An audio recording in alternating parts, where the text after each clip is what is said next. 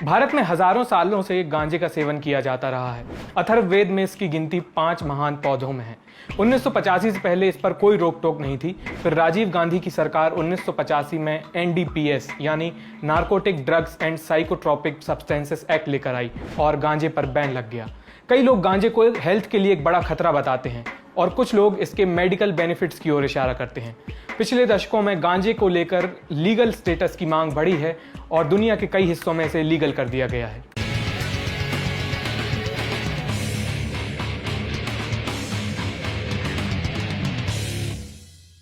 नमस्ते, मेरा नाम आयुष है। साइंसकारी के इस एपिसोड में हम एक ड्रग की बात करेंगे जिसका नाम है गांजा। इसे दूसरे नामों से भी जाना जाता है, जैसे कि मैरिजुआना नहीं होता है, मैरुआना होता है। मैरुआना, वीड, स्टफ, माल, पॉट, ग्रास इत्यादि। लेकिन ये सब गली मोहल्ले वाले नाम हैं। इसका साइंटिफिक नाम है कैनबिस। कैनबिस एक पौधा होता है जिसकी कई वैरायटी होती हैं। इसमें से 2 वैरायटी बहुत फेमस हैं, 2 नस्ल के पौधे, कैनबिस सटाइवा और कैनबिस इंडिका। कैनबिस को हिंदी में भांग का पौधा कहते हैं और इस पौधे से 3 ड्रग तैयार होते हैं, गांजा, भांग और चरस। गांजा कैनबिस के फूलों से तैयार किया जाता है। आमतौर पर इन फूलों को सुखाकर फिर इन्हें जलाकर इसके धुएं को अंदर लिया जाता है, स्मोक किया जाता है। लेकिन इसे खाने और घोलकर पीने के तरीके भी होते हैं। चरस जो है, चरस कैनबिस के पौधे से निकले रेजिन से तैयार होती है। रेजिन यानी पेड़ पौधों से जो चिपचिपा सा मटेरियल निकलता है, हिंदी में से राल कहते हैं, उससे तैयार होती है। चरस को ही हशीश, हैश ये सब कहा जाता है। भांग कैनबिस की पत्तियों और बीजों को पीसकर तैयार होती है, फिर इसे सुविधा के मुताबिक लोग खाते या पीते हैं। तो ये तीनों, गांजा, भांग और चरस, साइको एक्टिव ड्रग हैं, यानी ये हमारे दिमाग में कुछ कुछ करते हैं। क्या करते हैं? हाई करते हैं। आम भाषा में कहा जाए तो हाई यानी इनसे जो नशा चढ़ता है उसे कहते हैं। लेकिन जब कोई हाई होता है तो उसके शरीर में क्या होता है, यहां हमें थोड़ी सी केमिस्ट्री और बायोलॉजी देखनी होगी। सबसे पहले कैनबिस की केमिस्ट्री। कैनबिस के पौधे में कुछ स्पेशल टाइप के केमिकल्स होते हैं, इन्हें कहते हैं कैनाबिनॉइड्स। Cannabis, cannabinoids. कैनबिस के पौधे में लगभग 150 प्रकार के कैनाबिनॉइड्स पाए जाते हैं। इनमें से 2 केमिकल स्पेशल होते हैं, THC और CBD। जैसे शोले में जय और वीरू की जोड़ी थी, वैसे ही गांजे में THC और CBD की जोड़ी है। THC का पूरा नाम है डेल्टा 9 टेट्राहाइड्रो कैनाबिनॉल। THC इस जय वीरू वाली जोड़ी में वीरू है, धर्मेंद्र, नटखट टाइप का आदमी। गांजा, भांग और चरस, इनसे जो हाई होते हैं यानी जो इनसे नशा महसूस होता है, वो THC के कारण ही होता है। जितना ज्यादा THC होगा उतना ज्यादा हाई होंगे, उतना ज्यादा नशा चढ़ेगा। CBD इस शोले का जय है, गंभीर किस्म का, अमिताभ बच्चन टाइप का। इसकी अच्छी रेपुटेशन है, इससे नशा वशा नहीं होता, बल्कि ये THC का उल्टा काम करता है, यानी ये THC के साइको एक्टिव इफेक्ट्स को कम करता है।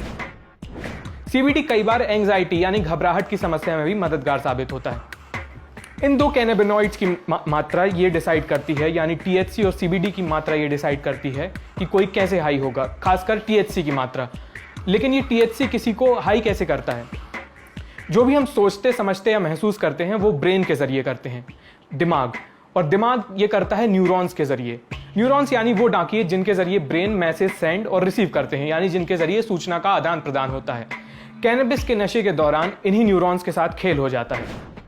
न्यूरॉन्स में कैनाबिनॉइड रिसेप्टर्स होते हैं, मतलब कुछ ऐसी जगह जहां कैनाबिनॉइड जाकर फिट हो सके। रिसेप्टर एक तरह की कुर्सी होती है जिस पर सिर्फ कैनाबिनॉइड्स ही बैठ सकते हैं। कैनाबिनॉइड के रिसेप्टर पर सिर्फ कैनाबिनॉइड बैठ सकते हैं, बाकी और दूसरे टाइप के रिसेप्टर्स भी होते हैं। इन्हीं में से कुछ कुर्सियों पर यानी रिसेप्टर साइट्स पर THC जाकर फिट हो जाता है और दिमाग में हेरा फेरी हो जाती है। आप कहेंगे यार, ब्रेन में तो कैनाबिनॉइड रिसेप्टर पहले से मौजूद हैं, इसका मतलब हमारा ब्रेन चाहता है कि कैनाबिनॉइड आए, हमारी बॉडी तो गांजा फूंकने के लिए ही बनी है। नहीं, ऐसा नहीं है। कुछ कैनाबिनॉइड हमारे शरीर के अंदर ही बनते हैं, इन्हें एंडोकैनाबिनॉइड कहा जाता है। ये रिसेप्टर्स, जो कैनाबिनॉइड रिसेप्टर्स हैं हमारे न्यूरॉन्स में, ये इन्हीं कैनाबिनॉइड्स के लिए बने होते हैं जो हमारे शरीर के अंदर तैयार होते हैं। हमारे शरीर के अंदर एक कैनाबिनॉइड बनता है जिसका नाम है एनेंडिमाइड। इसका नाम संस्कृत के शब्द आनंद से आया है, आनंद को एनेंड बोलते हैं ना वो लोग। तो कई बार दौड़ने या एक्सरसाइज करने के बाद बहुत आनंद आता है, ब्लिस एकदम आता है, इसे रनर्स हाई कहते हैं आम भाषा में, यानी दौड़ने से ही आदमी हाई हो जाता है। ये रनर्स हाई का अनुभव हमें एनेंडेमाइड के कारण होता है, जिसे हमारा शरीर खुद ही अंदर बनाता है। एक कमाल की बात बताएं, कैनबिस में मौजूद THC इस एनेंडेमाइड की नकल करता है। जब कोई गांजा फूंकता है तो उसके खून से होते हुए कैनाबिनाइड दिमाग में पहुंच जाता है। दिमाग के जिन हिस्सों में कैनाबिनॉइड रिसेप्टर्स की मात्रा ज़्यादा होती है उन हिस्सों में ज़्यादा असर होता है। हमारे ब्रेन के 3 हिस्से हैं जहां कैनाबिनॉइड रिसेप्टर्स की अच्छी खासी मात्रा होती है। हिपोकैम्पस, सेरिबेलम और बेसल गैंग्लिया, ये वो 3 हिस्से हैं जहां कैनाबिनॉइड रिसेप्टर्स अच्छे खासे होते हैं। जब टीएचसी और सीबीडी जैसे कैनाबिनॉइड इन हिस्सों में जाते हैं तो इनसे जुड़े हमारे ब्रेन के जो फंक्शंस हैं वो प्रभावित होते हैं। इन हिस्सों से जुड़े फंक्शंस जैसे कि short term memory, coordination, learning, problem solving. लोगों को प्लेजर भी महसूस होता है यानी मज़ा आता है। टाइम परसेप्शन वगैरह भी हिल जाता है यानी समय की सूझबूझ नहीं रहती है। ये सब इफेक्ट्स हर किसी के लिए अलग अलग होते हैं, लेकिन ये सब तो फूंकने के दौरान होता है यानी शॉर्ट टर्म इफेक्ट्स होते हैं। गांजा फूंकने के लॉन्ग टर्म इफेक्ट्स क्या होते हैं, इसके नुकसान क्या हैं? गांजा फूंकने से होने वाले नुकसान पर बहुत लिमिटेड रिसर्च अवेलेबल है। इसके अवैध होने के कारण ये अलग अलग रोगों पर अलग अलग असर करता है। लेकिन एक बात पक्की है, कम उम्र में गांजे का सेवन करने वालों का ब्रेन बुरी तरह प्रभावित हो सकता है। जब तक हम 20 साल के नहीं होते हैं हमारा दिमाग पूरी तरह डेवलप नहीं होता है, वो डेवलपिंग स्टेज में होता है। और कई स्टडीज में ये पाया गया है कि टीनेज यानी किशोर अवस्था में गांजा फूंकने वालों की कॉग्निटिव एबिलिटी पर बुरा असर पड़ता है, यानी सोचने, समझने और ज्ञान हासिल करने की क्षमता प्रभावित होती है बुरी तरह से। यूएस के national academics of sciences, engineering and medicine ने मैरुआना की रिसर्च का रिव्यू किया। मैरुआना यानी गांजा। इसमें पाया गया कि गांजे का सेवन कुछ लोगों के लिए खतरनाक साबित हो सकता है। किन लोगों के लिए? वो जिन्हें सांस संबंधी समस्या है, या प्रेग्नेंट महिलाएं, या जिनमें मेंटल हेल्थ डिसऑर्डर्स डेवलप होने का रिस्क है। तो इन लोगों में तो पक्का गांजे का खतरा है, यानी ये बिगड़ते मानसिक स्वास्थ्य को और बिगाड़ सकता है। साथ ही इसका अत्यधिक सेवन करने से इस पर निर्भरता बढ़ती है, यानी इसके बिना रहने से अजीब सा लगता है। डिपेंडेंट हो जाते हैं गांजे पे जो ज़्यादा सेवन करते हैं इसका। नेशनल एकेडमीज की रिसर्च रिव्यू ने इसके मेडिकल बेनिफिट्स भी बताए हैं। इस रिपोर्ट के मुताबिक क्रॉनिक पेन, नोजिया, वॉमिटिंग जैसी कई दिक्कतों में इसके मेडिकल बेनिफिट्स के पुख्ता प्रमाण देखे गए हैं। दूसरी बीमारियों में भी इसके बेनिफिट्स बताए जाते हैं, लेकिन अभी और रिसर्च की ज़रूरत है, उनके इतने पुख्ता प्रमाण नहीं है। पिछले कुछ सालों में कैनबिस लीगल करने को लेकर बहस तेज हुई है। इसके लीगलाइजेशन की मांग के पीछे के तर्क हमें जान लेने चाहिए। दिल्ली और मुंबई गांजे के मामले में दुनिया के टॉप 10 शहरों में से हैं। यानी ये बात तो है कि बैन होने के बावजूद भी गांजा बिक रहा है और इसका सेवन भी किया जाता है।